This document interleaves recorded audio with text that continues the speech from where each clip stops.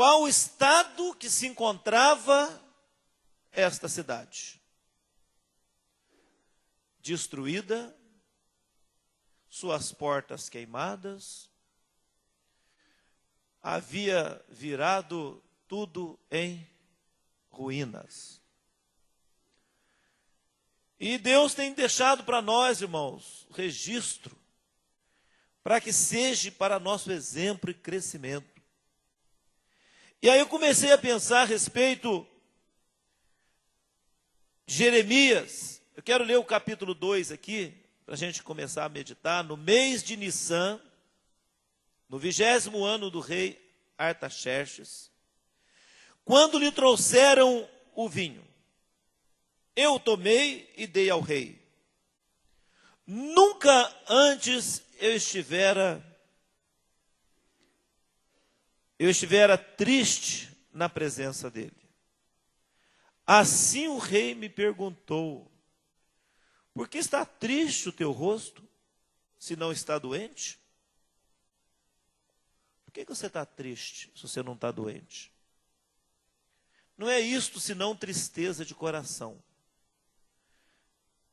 Temi sobremaneira, mas disse ao rei: viva o rei para sempre.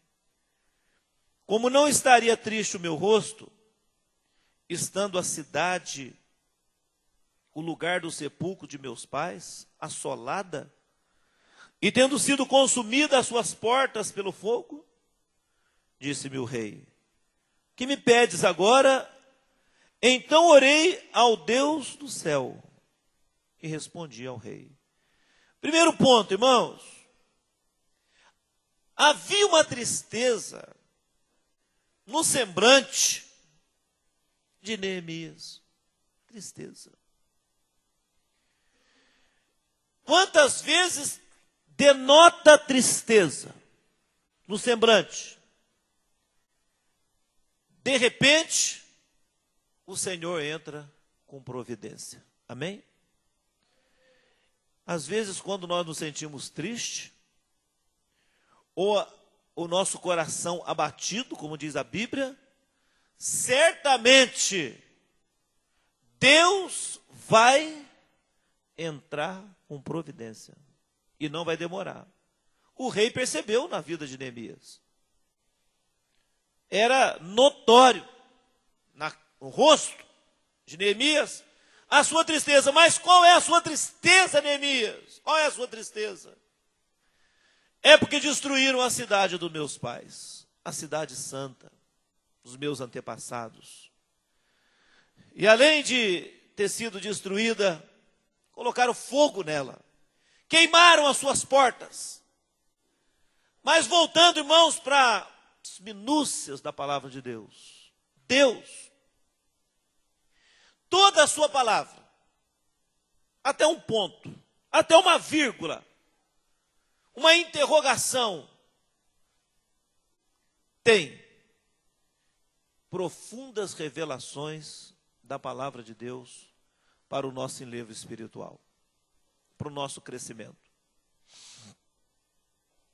E aí Neemias se dispõe diante do rei a reconstruir a cidade. Primeiro ele faz uma série de cerimônia. Ele pede perdão pelo pecado dos seus antepassados. Os meus pais erraram. Eles pecaram contra o santo templo. Eles pecaram contra Deus. Ele faz uma oração, ele recorre a Deus e fala para Deus: os meus familiares, os meus antepassados, meus ancestrais, erraram com o Senhor. Ele faz uma confissão. E faz uma confissão. Você já fez, irmãos, uma confissão dessa, de hereditariedade? Né? Confessar a hereditariedade. Os meus pais que eram idólatras, que eram macumbeiros talvez, eram viciados no álcool, nas drogas, roubadores talvez, assim, E aí eu quero pedir perdão pelo pecado dos meus antepassados. Ele começa a restauração do altar antes de começar a restauração da cidade santa. Ele faz uma restauração de si próprio. Faz uma restauração. Tem pessoas que não acreditam muito, né? A questão da hereditariedade, da maldição geracional. Existe. Está aqui o profeta Neemias, depois você pode ler com mais tranquilidade a sequência do capítulo 2, que você vai ver que ele começa a pedir perdão por todos os teus antepassados, primeiramente. E aí ele se prepara. Ele se prepara para uma grande reforma. Se tratando de reforma de cidade, em se tratando de reforma de templo, o apóstolo Paulo diz que nós somos templos do Espírito Santo. Templo aonde habita Deus. Amém? Então, irmãos, existe, pelo menos aqui na palavra de Deus, 12 portas que foram restauradas, que foram recuperadas por Neemias e pelo seu povo. 12 portas. E certamente, nós hoje aqui, meditando nessas portas, nós podemos investigar, detectar, averiguar, fazer uma cariação. Qual a porta precisa ser fechada na nossa vida? E qual a porta precisa estar aberta? Tem porta que nós precisamos fechar. Tem porta que precisamos fechar. E tem porta que nós precisamos abrir. A preocupação de Deus, inspirando o profeta Neemias, além das portas que precisavam fechar e precisavam abrir, ele cuidava das brechas. Porque é através das brechas que o inimigo entrava. É através das brechas que o inimigo entra na vida de um crente. Ou de um crente ou não crente. Brechas que nós não percebemos. E essas brechas parecem nada. O inimigo entra nas brechas. João capítulo 10, versículo 10 diz assim: o ladrão vem senão para roubar, para matar e para destruir. Mas Jesus veio para dar vida e vida com abundância. Um versículo muito conhecido. Um versículo que antecede antes, ele diz assim, né? Ele fala dos apriscos, do curral das ovelhas. O pastor fica na porta vigiando para que o lobo não entra. E ele faz uma comparação, Jesus faz uma comparação, depois ele se coloca: eu sou a porta, entrai por mim e encontrareis pastagens. Tem portas, irmãos, que precisa abrir na nossa vida assim, sabe? E portas que precisam fechar. Nós vamos falar, não sei se vai dar tempo da gente falar das 12 portas. Portas que vão refletir na nossa caminhada de fé, no nosso dia a dia. Mas quando nós descobrimos essas portas, fica mais fácil de que nós tomamos uma providência, né? Providência em fechar essas portas. A primeira porta está aqui no capítulo 3, no versículo 1, que está escrito assim: é a primeira porta. Vamos ver se essa porta precisa abrir ou ela precisa fechar. O sumo sacerdote levantou com seus irmãos e edificaram a porta das ovelhas, consagraram, assentaram as suas portas e continuaram até a torre do Sem, até a torre de Ananel. E ao seu lado edificou Zacur, o filho de Inri. É umas palavras difíceis, uns nomes complicados, um nome desconhecido. Mas o que importa para nós é a citação aqui, a porta das ovelhas. O que quer dizer essa restauração da porta da ovelha? Existe ovelha e existe lobo. A restauração acontece em sermos ovelhas do pasto do Supremo Pastor, Jesus.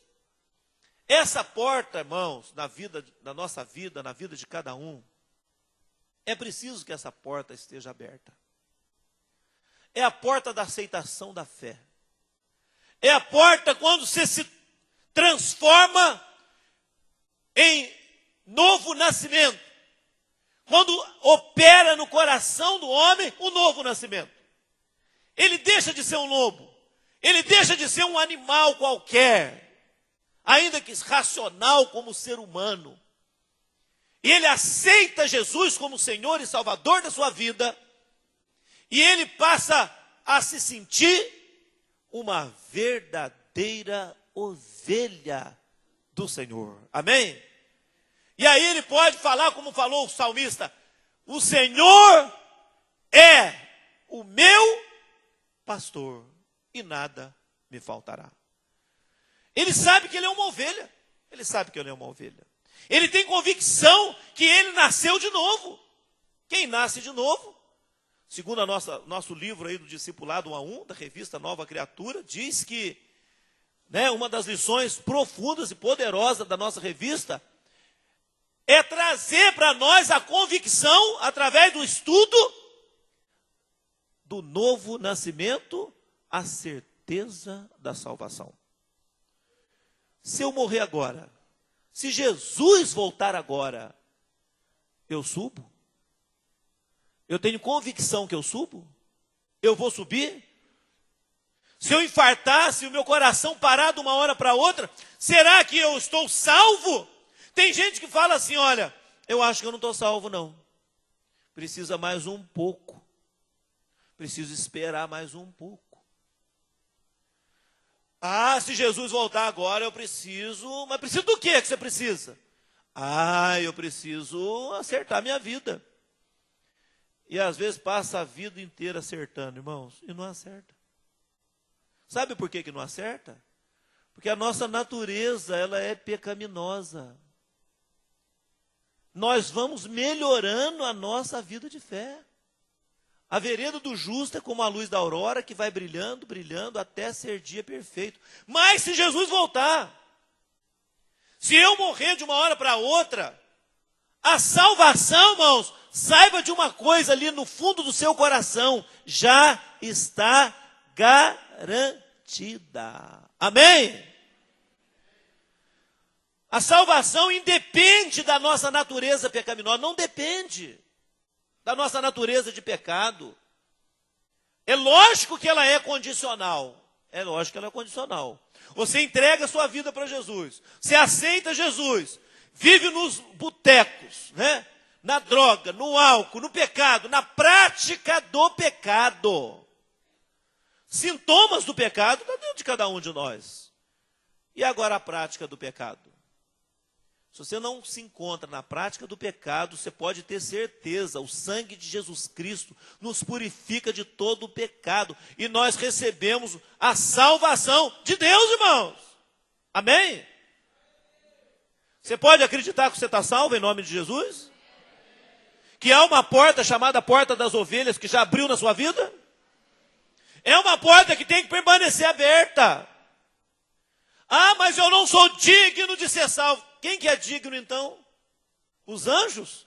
Os anjos, irmão, não precisam de salvação, já está na presença de Deus, garantido para eles. Então tira essa, sabe, essa ideia. Tem igreja que fala que... Tem igreja. Eu conheço aqui na cidade que acha que salvação está na água do rio, na água da piscina. Batizou, está salvo. Não é isso, não tem nada a ver uma coisa com a outra. Batismo é cumprimento, é mandamento da palavra de Deus, irmãos, amém? Porque a salvação, ela depende da convicção, do novo nascimento. Nasci de novo, estou melhorando a minha vida. Minha vida vai trilhando, né? Nós vamos melhorando cada vez mais. Então aí está aí a porta das ovelhas. Depois tem aqui no próximo, no versículo 3, capítulo 3, versículo 3. A segunda porta que precisa ser restaurada, tratada, recuperada, persistindo nela. Sabe qual é? Está escrito no versículo 3 aqui. Repararam, edificaram a porta do peixe. O que é isso, pastor? Os muros tinham 12 portas. E a segunda porta era a porta dos peixes. Sabe o que significa o peixe no original? No original, significa multiplicação. Multiplicação. Numa das multiplicações, das duas multiplicações de Jesus, ele multiplicou o pão e peixe. Mas a palavra peixe do original, estive estudando essa semana, quer dizer isso, multiplicação. Papel de quem já conhece Jesus, já entregou a vida para Jesus. Ele precisa ser um homem, uma mulher, reprodutora de vidas. É a porta que tem que abrir na vida dele. Que tipo de porta? A porta das células, dos grupos de evangelismo, dos GEs, né? Dos movimentos de relacionamentos, da comunhão das células, para que nós possamos proporcionar multiplicação, crescimento, alcance de pessoas, de vidas para Jesus. Como anda esta porta dos peixes na sua vida? Como vai a porta do peixe no seu ministério? Das 4 redes. Da rede amarela, azul, verde, vermelha. E outras são, né, as nossas redes aí trabalhando. Como estão as portas? O movimento das células, como está acontecendo? Tem visita nas células. Está tendo visitante constantemente. Você está trabalhando, você está orando pela sua célula, para que aconteça aquele movimento da incubação da fé, sendo gerado pessoas, alcançando pessoas.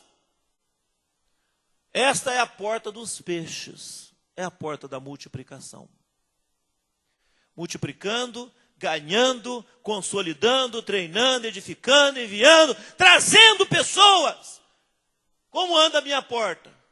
Esta porta está falando aqui, edificaram, versículo 3, edificaram a porta do peixe e colocaram-lhe as vigas e lhe assentaram as portas com seus ferrolhos e trancas. Dá uma olhada assim, sabe? Uma geral nas redes, nas células. Já dá para você ter uma ideia, uma meta, um plano, um projeto. Como vai acontecer a multiplicação? Eu coloquei esses dias no Facebook uma frase assim, rumo aos 500 discípulos. Porque eu acredito, irmãos, eu acredito no potencial de cada líder. Eu acredito na força da igreja. Igreja que ora, igreja que lidera, igreja que vai a campo, eclésios chamados para fora, traz a pessoa, traz a vida, traz os deprimidos, traz as pessoas com insônia, traz as pessoas, sabe? E aqui recebe milagre de Deus. Eu acredito na força, do potencial de cada um. Eu creio. Esta é a porta dos peixes que precisa ser restaurado no nosso ministério, na nossa vida, na nossa casa, na nossa família. É tanta multiplicação e Deus quer multiplicar. Deus tem interesse, irmãos. O nosso Deus é extravagante, sabe? Ele é extravagante. Quando ele criou uma estrela no céu, ele não ficou satisfeito. Ele criou bilhões de estrelas. Você vai no peixe no mar, bilhões de peixes. Biodiversidade. Tudo que ele cria com extravagância. Imagina se ele não queria, irmãos, uma multidão como na Nigéria. Um culto de 2 milhões de pessoas. Já pensou? 2 milhões. Uma igreja de 1,5 km de comprimento. 600 metros de largura. Abarrotada de pessoas. Cheio de gente. Porque Deus quer multiplicação. Aleluia. Agora o versículo 6. Olha ali. Joiada, filho de Besodeia. Ô, nome bonito, filho da Besodeia. Você pode notar aí, quando tiver uma criança, pode pôr esse nome, Besodeia. Puxa vida.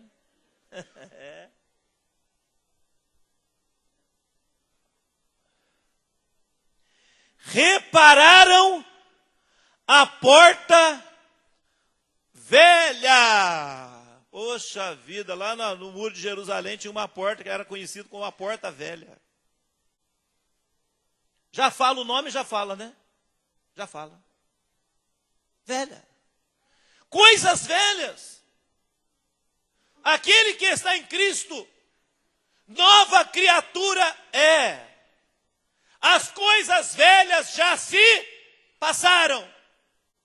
Eis que tudo se fez novo. Fala da prática da vida velha, costumes velhos, pensamentos ultrapassados. Nós não podemos assemelhar, irmãos, a rumo dessas coisas do mundo. Não tem jeito. Nós somos novas criaturas em Cristo Jesus. Depois nós vamos, se a gente fosse meditar tudo aqui, você ia ver quando Neemias recebe má notícia, absorve a má notícia. Mas agora, irmão, como nova criatura em Cristo Jesus, irmãos, nós lançamos por terra, nós vamos prosseguindo para o alvo, amém? Nosso alvo é o sucesso, é crescer, é buscar, em nome do Senhor Jesus Cristo. Tem que tirar coisas velhas, irmãos, costumes, hábitos velhos.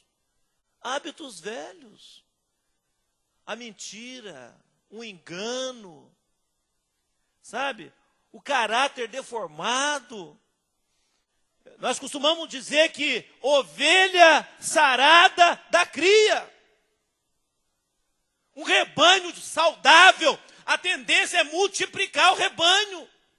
Mas um rebanho doente, um rebanho que, além do crescimento, ele não está crescendo, ele está inchando. Não cresce, irmãos, não cresce. Quando acaba aquela inchação, né? Murcha. Então é preciso. A porta velha. Repara a porta velha. Faça uma análise. Um inventário, talvez. Aonde será que eu me encontro alojando dentro de mim coisas da vida velha, coisas do homem velho, coisas de quando você não era crente ainda, não conhecia a palavra de Deus, não sabia do Evangelho. Mas agora você sabe da palavra. Vamos, irmãos, dar lugar para o Espírito Santo, restaurar esta porta na nossa vida, na sua vida. Aquele que está em Cristo, uma nova criatura é. As coisas velhas já se passaram, eis que tudo se fez novo. Agora, outra porta, capítulo 2, versículo 13. Está escrito aqui. Não havia, saí de noite pela porta do vale. O que significa essa porta do vale? Nós falamos agora de porta velha. Agora surge a porta do vale. Nós conhecemos, me refiro outra vez ao Salmo 23, falando: ainda que eu andasse pelo vale da sombra da morte. Mas esse vale, irmãos, que está falando aqui, essa porta do vale, era o local aonde acontecia, escoava o lixo da cidade. Era jogado o lixo naquele lugar, no vale. Porta do vale. Porta cheia de lixo. Quer dizer, tem áreas da vida da gente, será? Talvez, que você percebe? Coisas do lixo. Aonde será que tem lixo? Eu fico vendo, meu Deus do céu, graças a Deus que eu estou liberto. A televisão, irmãos, que televisão mais espúria, que coisa mais suja, que aberração, que só promove coisas contrárias à palavra de Deus, coisas de satanismo, de mundanismo. Meu Deus, não sei como que tem pessoas que têm coragem de comer na mesa de Deus, comer na mesa do capeta. Jesus amado. Contei esses dias atrás aqui para os irmãos, que eu tenho um rapaz que passou pela nossa casa de recuperação, e ele faz a novela das 6 da tarde. Ele estava falando que coisa horrível, que aberração, né? Mensagem subliminar, tentando destruir a nação brasileira, inverter os valores, sabe? Um evangelho espúrio, pega o evangelho, pega artista evangélico, leva lá para maquiar o negócio, para trazer audiência, é uma coisa nojenta, destruindo os valores. Lixo, lixo. Aí, sabe qual é o resultado do lixo dentro da pessoa? Depressão, insônia, angústia, perturbação, ansiedade, uma série de outras mazelas do demônio da emoção, sabe? Que vai tomando a vida da pessoa, vai controlando a vida da pessoa. Porta do lixo, essa é uma porta do vale que precisa fechar na nossa vida para que nós possamos ter santidade. Santidade. Falo da mídia, engloba aí, né, a internet, né? Um clique já entrou lá na revista pornô, sortilégio, enganação. O que mais tem? Estou falando que é proibido, viu? Entenda bem o que eu estou falando, eu tenho internet.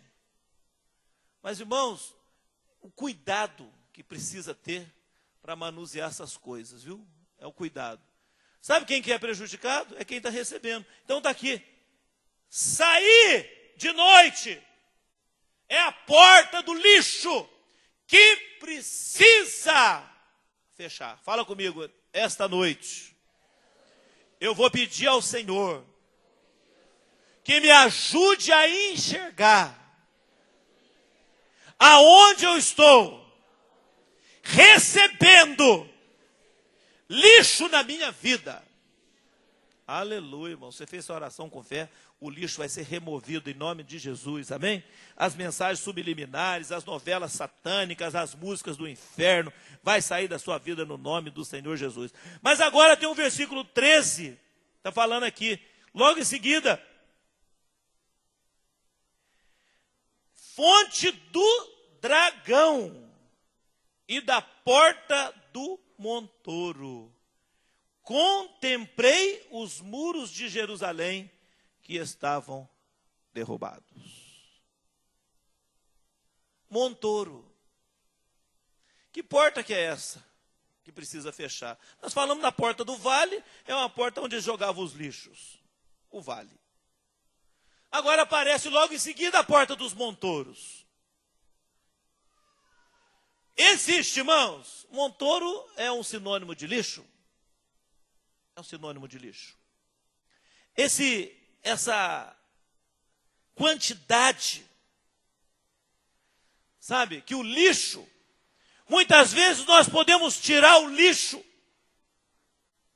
mas não basta tirar o lixo, precisa fazer uma desinfecção, tem que desinfetar o local. ficou contaminado deste montouro, sabe?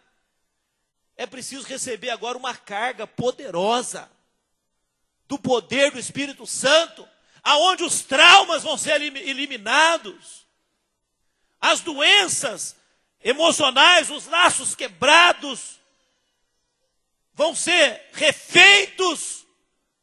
O papel, irmãos, vai acontecer do Espírito Santo. Uma cura interior, uma cura da alma, uma restauração. Por isso nós precisamos que esta porta seja também restaurada, irmãos, em nós. Aleluia. Agora tem outra, essa porta precisa abrir na sua vida. Está aí no versículo 14, olha aí. A porta da fonte. Aleluia. A porta da fonte. O inimigo se armava com lanças, e aquelas lanças eram inflamadas. Hoje a gente vê, né, os mísseis aí de Israel, a guerra do Golfo, a gente percebeu um pouco aí de míssil, né? Mas naquela época já existia a lança.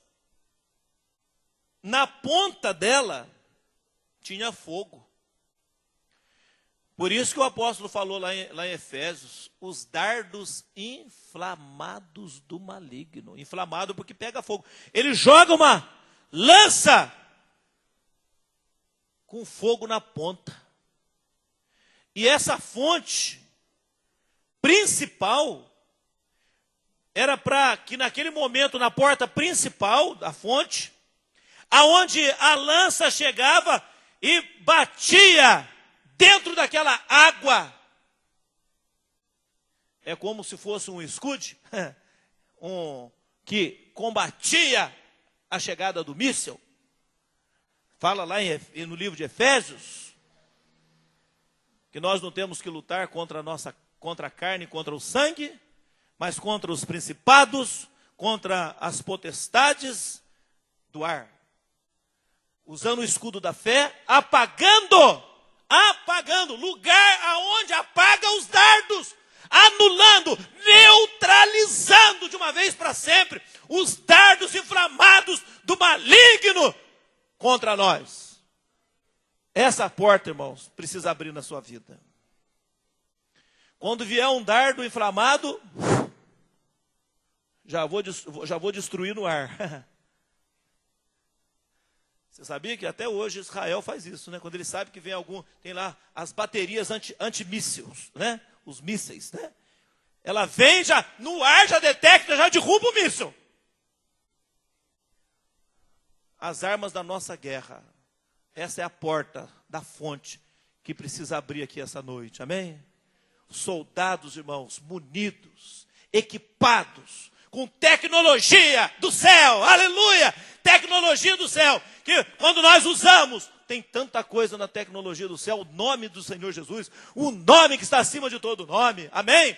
O sangue que foi derramado na cruz do Calvário, o Espírito Santo de Deus, a palavra poderosa do Senhor Jesus Cristo, aleluia, e o louvor que liberta, oh glória, irmão, são armas poderosas, que nós podemos apagar todos os dardos inflamados do maligno. Aleluia. Mas tem mais aqui. Tem mais. Capítulo 2, versículo 26. Se não der tempo hoje, terça-feira nós continuamos. Aleluia. Versículo 26.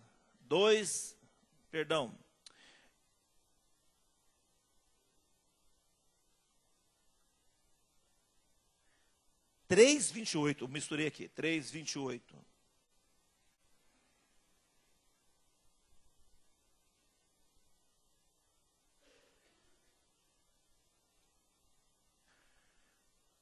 Para cima da porta dos cavalos, repararam os sacerdotes.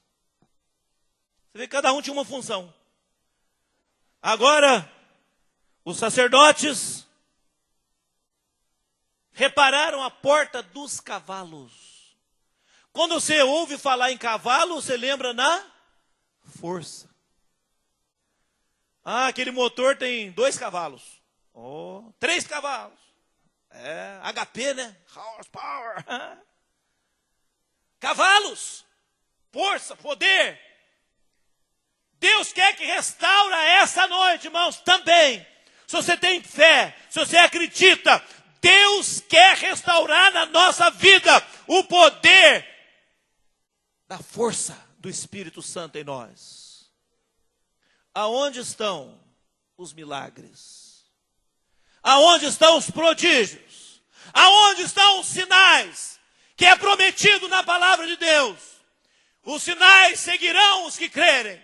Em meu nome expulsarão os demônios. Em meu nome falarão novas línguas. Em meu nome imporão as mãos sobre os enfermos e eles serão curados. E se beberem alguma coisa mortífera, eles não causarão dano algum. Aonde está esse poder? Escondido em algum lugar. Aonde se encontra? A porta tem fechado na vida de muita gente. Tem muita igreja que acabaram os milagres. E vai acontecer nas nossas células, irmãos. Poder, milagre, prodígios, sinais, a força do cavalo, a força poderosa, o Todo-Poderoso vai se manifestar com autoridade no nosso meio, em nome de Jesus. Aleluia.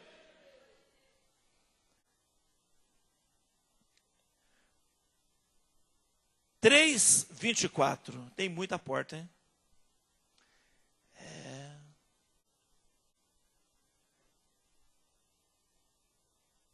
29, perdão. Depois deles, reparou Zadok, filho de Imer, de fronte da sua casa.